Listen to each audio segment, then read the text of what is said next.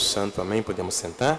Meus amados irmãos, em nosso Senhor Jesus Cristo, então estamos celebrando mais um dia da novena do nosso padroeiro glorioso São João Maria Vianney.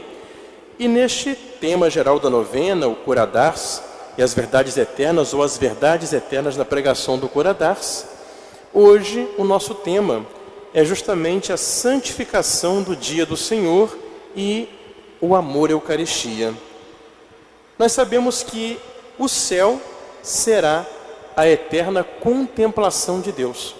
Por isso, aquilo que o ser humano faz de mais celestial nesse mundo é poder justamente já estar aqui dedicando-se à união a Deus, à contemplação. Por isso que, dos dias da semana, há um dia por vontade de Deus, no qual nós, deixando de lado as ocupações terrenas e materiais, nos ocupemos de modo especial com as coisas espirituais.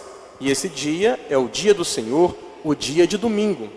E o ápice desse dia é aquela união mais sublime que o ser humano pode ter com Deus aqui nesse mundo, a Sagrada Comunhão, a união com Nosso Senhor na Santa Missa, na Santa Eucaristia.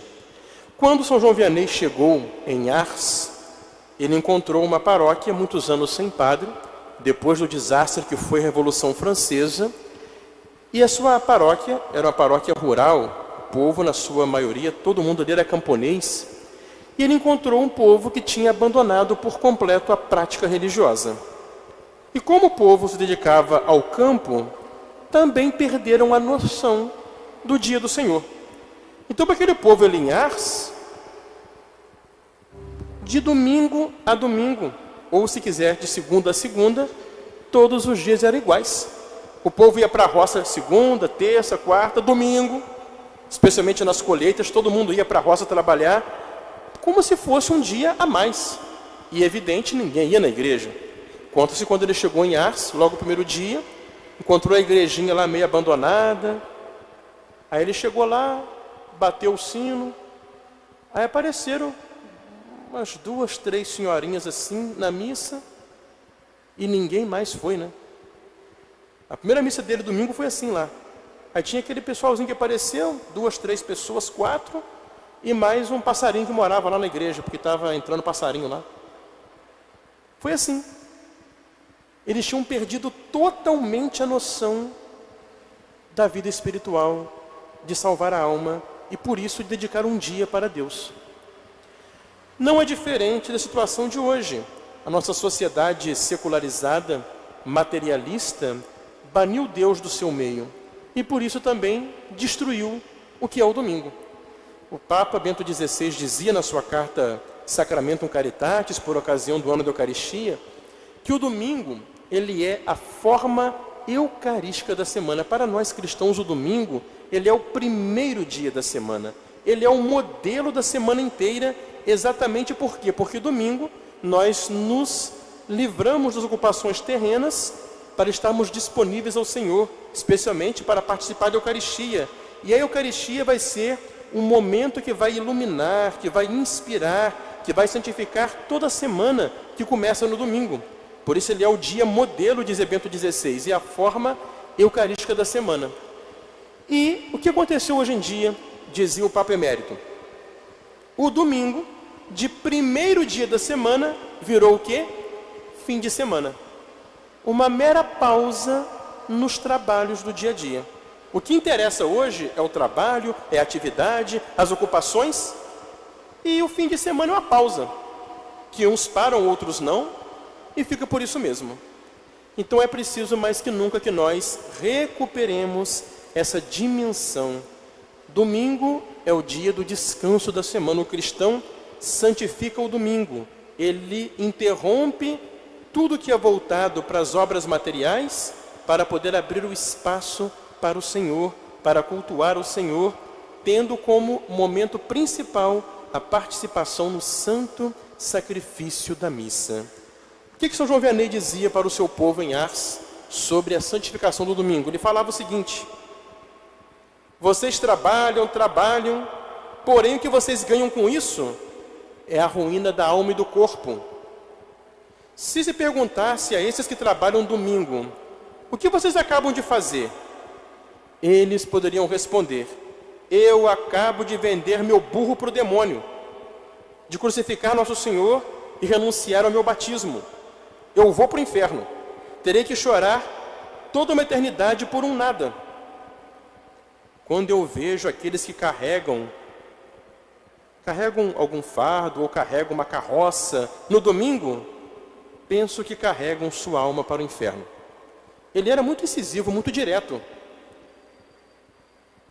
Oh, como se ilude nos seus cálculos aquele que se afana, que se preocupa no domingo com trabalhos, com o pensamento de que vai ganhar mais dinheiro ou trabalhar mais. Por acaso um pouco mais de dinheiro poderá compensar o dano que ele causa para si próprio, violando a lei de Deus? Vocês imaginam que tudo depende do trabalho de vocês? Aí de repente vem uma doença, vem um acidente. É preciso tão pouca coisa. Uma tempestade, uma chuva de granizo, uma geada. Para a roça, né? Acaba com tudo. Deus tem tudo nas mãos. Então temos que confiar em Deus e entender que o dia dele é para cuidarmos das coisas dele. Então o santo chama atenção já na sua época para esse materialismo. É trabalhar, trabalhar para ganhar, ganhar. O domingo é o bem de Deus. É o dia dele, é o dia do Senhor. Ele fez todos os dias da semana. Podia reservar todos eles para si. E, no entanto, deu 6 dias para nós, reservando para si somente um. Com que direito tocais naquilo que não vos pertence? Sabeis que o bem roubado nunca aproveita. O dia que roubais ao Senhor, não aproveitará para vós. Eu conheço, dizia o santo, 2 meios para ficar pobre: trabalhar domingo e roubar dos outros. Quer ficar pobre? Trabalha domingo e rouba dos outros. É a fórmula para você empobrecer. Então as palavras do Sr. João Maria Vianney, lembrando que nós não podemos, meus amados irmãos, entrar nessa lógica materialista. Nós temos que entender que esse dia sagrado é para cuidarmos da nossa alma, é para também vivermos a dimensão da família. Claro que nós sabemos, como o santo também sabia, que há trabalhos que são essenciais, como o médico de plantão no hospital, o padeiro na padaria que fornece o pão para a comunidade. Algumas profissões, elas são necessárias, mas outras vezes o que entra não é a necessidade, é a ganância. E nós então nos desvencilhamos das coisas temporais para quê? Para estarmos disponíveis ao Senhor. E o momento mais sublime do nosso domingo é o nosso encontro com Deus na Santa Missa. E dizia São João Maria Vianney: todas as obras boas reunidas não equivalem ao santo sacrifício da missa, porque as boas obras são obras dos homens, mas a missa é obra de Deus. Até o martírio, pelo qual os santos deram a vida por Cristo, o próprio martírio não é nada em comparação com a missa, porque a missa é o sacrifício que Deus faz ao homem do seu corpo e do seu sangue. Se o martírio é o sacrifício de um homem, um cristão, da sua vida para Deus, a missa é mais, é Deus que sacrifica-se a si mesmo, tornando presente no altar o sacrifício da cruz por nós pecadores. Então essa é a grandiosidade do santo sacrifício. Como é belo, meus irmãos, depois da consagração, Deus está aqui como no céu. Se o homem conhecesse bem esse mistério, morreria de amor. Deus nos poupa por causa de nossa fraqueza. De fato é verdade, se nós entendêssemos o que se passa naquele momento no qual o sacerdote consagra o pão e o vinho e o Senhor se faz presente no altar, está tão perto de nós e vem a nós. Isso era suficiente para que a nossa alma desfalecesse do mais profundo amor, vendo-se tão amada por nosso Senhor. E se nos dissessem: a tal hora venham todos aqui que vão ressuscitar um morto, todo mundo ia correr para ver. Mas a consagração, que muda o pão e o vinho no corpo e sangue de um Deus, não é um milagre muito maior do que ressuscitar o morto? E nós nem damos valor para participar. Se conhecêssemos o valor do sacrifício da missa, ou antes, se tivéssemos fé, teríamos muito mais zelo em participar deste santo sacrifício. Vocês se lembram, dizia ele para os seus paroquianos, da história que eu contei para vocês, daquele santo sacerdote que rezava pelo amigo? Aparentemente Deus lhe fizera conhecer que o amigo estava no purgatório. Então veio o pensamento desse padre, de que ele não podia fazer nada de melhor pela alma do amigo do que oferecer por ele o santo sacrifício da missa. E então o padre foi celebrar a missa pelo amigo. E quando chegou na hora da consagração, o padre tomou a hóstia entre as mãos, o padre consagrou a hóstia, levantou e no coração lhe fez uma prece. Pai santo e eterno, façamos uma troca. Vós tendes a alma do meu amigo no purgatório. Eu tenho em minhas mãos o vosso filho, o corpo do vosso filho. Pois bem, livrai meu amigo e eu vos ofereço o vosso filho com todo o merecimento da sua morte e paixão. E de fato, disse o João Vianney, na hora da consagração, na hora que ele levantou a hóstia, ele viu a alma do amigo toda radiante de glória que subia ao céu. Nas suas pregações e catequeses, São João Vianney fazia vários exemplos assim, um padre muito santo, mas os paroquianos dele, quando foram depor no processo de canonização dele, todos foram unânimes em falar. Ele, na missa, várias vezes, se emocionava, chorava, parava com os olhos fixos na hóstia. E a gente percebia, e era uma convicção em Ars, que ele via Jesus na hóstia. E que Deus falava com ele na hora da missa. O que ele fala assim em terceira pessoa é uma experiência geralmente própria dele. E o povo de Ars era testemunha disso, porque percebia que a missa dele era diferente, tinha algo diferente ali. Então, qual é o ensinamento do santo? Não existe oração mais poderosa, não existe hora mais importante para você rezar do que a hora da missa. Na hora do ofertório, que o padre oferece o pão e o vinho, a gente coloca no altar a nossa vida, alegrias, sofrimentos, realizações, conquistas, decepções, dores. E colocamos também a nossa intenção, para que na hora que o padre consagrar e aquele pão e aquele vinho se transformarem no corpo e sangue do Senhor, Jesus possa assumir toda a nossa vida, nossos pedidos, e apresentá-los ao Pai por nós. E nós, unidos a Ele, nos entregarmos ao Pai.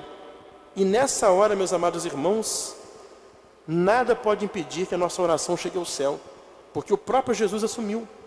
Por isso que a hora principal do cristão rezar é participar da Santa Missa, é comungar. Às vezes o povo fica pedindo para o padre uma oração forte, uma novena forte.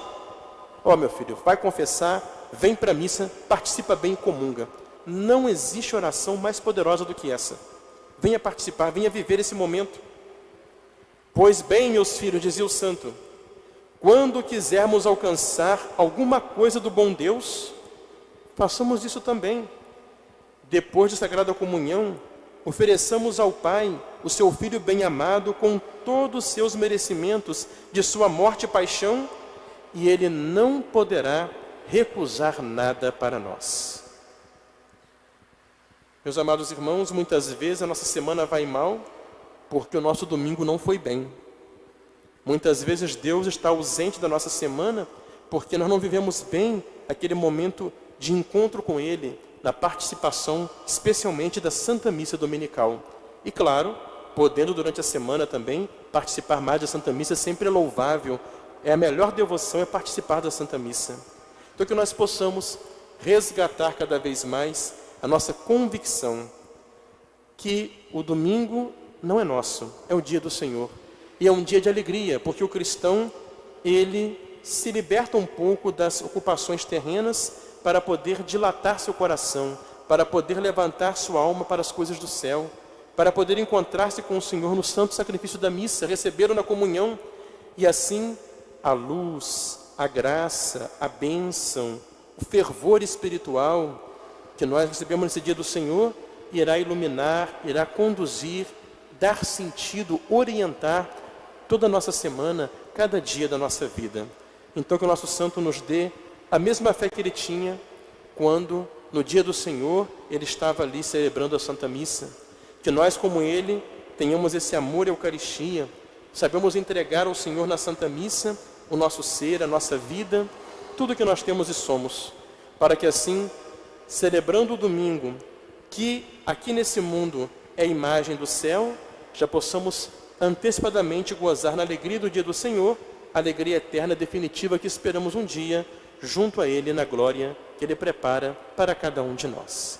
Em nome do Pai, do Filho e do Espírito Santo. Amém.